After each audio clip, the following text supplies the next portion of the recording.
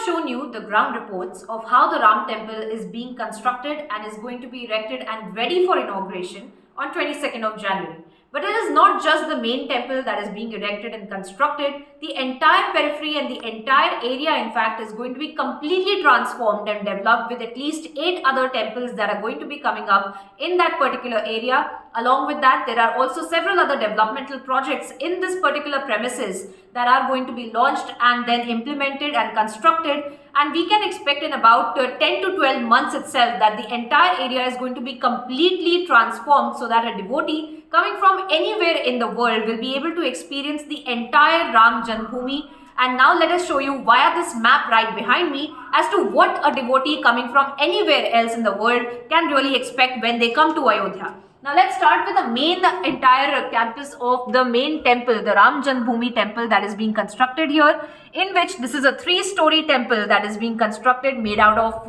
granite and limestone, that is being made of gotten from Karnataka, Telangana and in Rajasthan as well. The 3-story temple is the main Ram Janmabhoomi disputed land as well. Now apart from that, we have the Parikrama wall, the Parkota that is being made, which is over around 1 kilometer of running length of the Parkota that is being constructed. This again is a very unique feature, because not a lot of temples in the north actually have the Parkota or the Parikrama entire lane. But this time, as the trust members have also told to us, that because Lord Ram was both in the north and in the south, that is why this entire amalgamation of the north and south in this temple is also being done. Apart from that, we will have at least 4 temples on each corner of the main temple that is being constructed, in which there will be the Shiv temple, the Ganesh temple and the other 2 temples as well that will be erected here. Apart from that, of course, there are other temples as well dedicated to the Maharshis. 4 Maharshi temples are going to be coming up.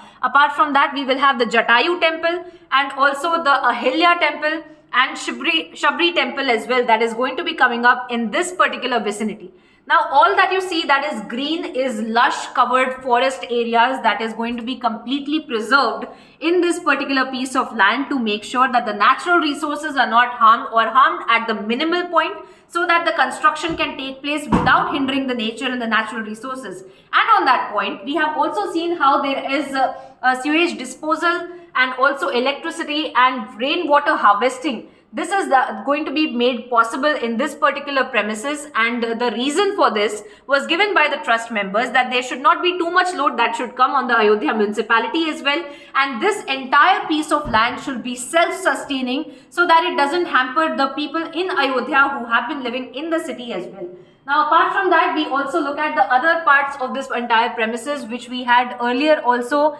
Those have been preserved. This is the Love Kush Mandir that has always been there, the Jagannath Mandir, and of course we also have the Aurobindo Ashram. All of these places are going to be developed after at a later point, but here is where the pilgrims will be able to enter. This is the Pilgrim Facilitation Center and Queue Complex, where we are being told that at least 25,000 people will be able to keep their belongings in lockers at any given point of time, so that at least 50,000 pilgrims footfall in this entire area will be made possible because of the facilities that have been made possible and that have been well thought of by the trust as well, keeping in mind how futuristically Ayodhya will be developed as an international religious tourism destination, because it is not just this temple but several other developmental projects in and around that vicinity as well that are going to be coming up, that will lead to higher footfall of the devotees and the pilgrims who will be entering here.